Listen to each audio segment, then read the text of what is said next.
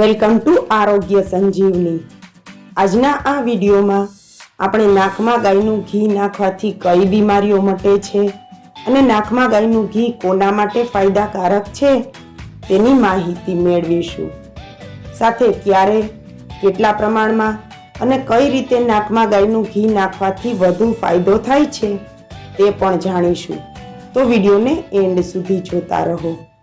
જો તમે ચેનલને હજુ સુધી સબસ્ક્રાઇબ ન કરી હોય તો સબસ્ક્રાઇબ કરી બેલ બટનને પ્રેસ કરવાથી આવનારા દરેક નવા અને ઉપયોગી વિડીયોની માહિતી તમને સૌ પહેલા મળશે।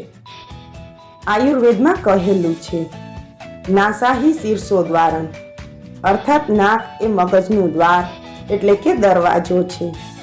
માટે જો મગજને પોષણ આપવું હોય કે ઔષધિ પહોંચાડવી હોય તો તે નાક વડે આપી શકાય। નાકમાં નાખેલ ઔષધિ કે પોષક દ્રવ્ય અંદર સુધી જઈને મગજ સુધી પહોંચે છે અને ત્યાંથી મગજની દરેક નાની નાની કેશિકાઓ સુધી જઈ તેને પોષણ આપે છે। આ કેશિકાઓ નાક, કાન અને ગળાની કેશિકાઓ સાથે જોડાયેલી હોવાથી નાકમાં નાખેલ ઔષધિ આ દરેક અંગ સુધી મગજમાં થઈને પહોંચે છે અને વધુ ફાયદો કરે છે।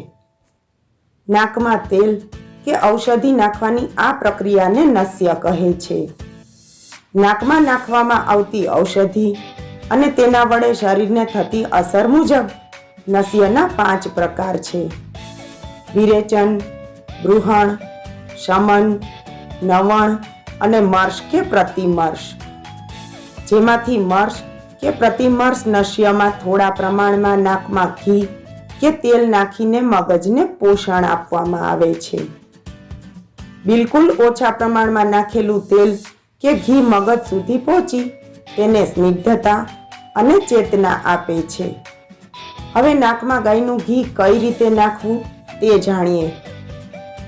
ગાયના ઘીને શક્ય હોય તો કાચની નાની બોટલમાં ભરીને રાખવું। વાપરતી વખતે આ બોટલને થોડી વાર માટે ગરમ પાણીમાં મૂકી રાખવી, જેથી ઘી ઓગળી જશે અને સેજ હૂંફાળું બની જશે।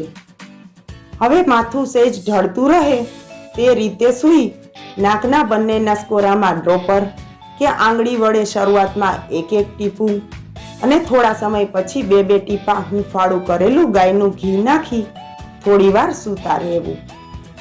શ્વાસોચ્છ્વાસ સામાન્ય રાખવા, વધુ પડતા ઊંડા શ્વાસ ન લેવા, કેમ કે તેનાથી ઘી અચાનક શ્વાસ નળીમાં જવાથી તકલીફ થઈ શકે છે।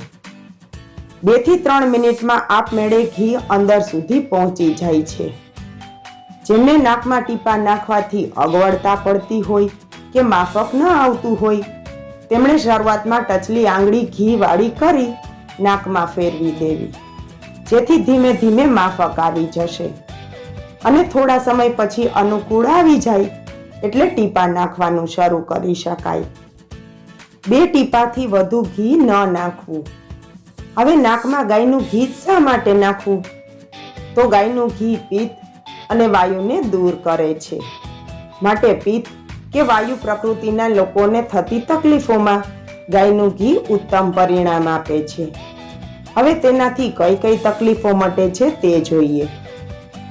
નાકમાં ગાયનું ઘી નાખવાથી મગજને સ્નિગ્ધતા મળે છે અને મગજની નસોને આરામ મળવાથી જલ્દીથી અને સારી ઊંઘ આવે છે। માટે જેમને અનિદ્રાની તકલીફ છે કે જેમને વારે વારે ઊંઘ ઉડી જવાની ફરિયાદ છે તેમણે રાત્રે સૂતી વખતે નાકમાં ગાયના ઘીના 1 થી 2 ટીપા નાખવા। નિયમિત રીતે નાકમાં ગાયનું ઘી નાખવાથી મગજને શાંતિ મળે છે। સાથે જેમને નાની નાની વાતો ભૂલી જવાની ફરિયાદ હોય તેમને યાદશક્તિ પણ વધે છે। આ પ્રયોગથી ગળાની ઉપરના દરેક અવયવની કોઈ પણ નાની મોટી ફરિયાદો જેમ કે માથાનો દુખાવો, આંખની કે મગજની નબળાઈ, આંખોની નસો સુકાઈ જવાથી ઓછું કે ઝાંખું દેખાતું હોય, કાનની નસો સુકાવાથી ઓછું સંભળાતું હોય, ડોકનો દુખાવો કે ડોકના સ્નાયુઓ જકડાઈ જતા હોય, મૂઢાનો લકવો, વાતમાં ગુસ્સો આવી જવો, મગજની ગરમી વગેરે તકલીફોમાં થોડા સમયમાં જ રાહત મળે છે। નાકમાં ગાયનું ઘી નાખવાથી નાકના અંદરના ભાગમાં સ્નિગ્ધતા મળે છે અને જેમને નસકોરા બોલતા હોય તેમાં ઘણા પ્રમાણમાં રાહત મળે છે. જેમને ત્વચા પર કરચલી પડતી અટકાવવી હોય કે વાળ ખરતા અટકાવવા હોય તેમણે ખાસ નાકમાં ગાયના ઘીના 2 ટીપા નાખવા. નિયમિત રીતે નાકમાં ગાયનું ઘી નાખવાથી પિત્ત શાંત થાય છે અને તેને કારણે થતી તકલીફો મટે છે. વાળ લાંબા સમય સુધી કાળા રહે છે. જેમને વારે વારે ગળું સુકાઈ જતું હોય, ગળામાં ખરેટી પડતી હોય, જેને કારણે વારે વારે ગળું બેસી જતું હોય કે અવાજ બેસી જતો હોય, તેઓએ ગાયના ઘીનું નસ્ય લેવાથી થોડા સમયમાં જ રાહત મળે છે. નાકમાં નિયમિત રીતે ગાયનું ઘી નાખવાથી હાનિકારક ધૂળના રજકણો અને વાયરસ કે બેક્ટેરિયા શ્વાસમાંથી ફેફસામાં જતા અટકે છે, જેથી નાના મોટા રોગોથી રક્ષણ મળે છે. ગાયનું ઘી તાસીરમાં ઠંડુ છે, માટે જેમને કાયમી શરદી રહેતી હોય તેમણે ન નાખવું. તેનાથી કફ વધવાની શક્યતાઓ રહે છે. જેમને શ્વાસની તકલીફ છે તેમણે પણ આયુર્વેદિક ચિકિત્સકની સલાહ વગર પ્રયોગ ન કરવો. આ વિડીયોની માહિતી જો તમને પસંદ આવી હોય તો વિડીયોને લાઈક કરી શેર જરૂર કરો. Thank you.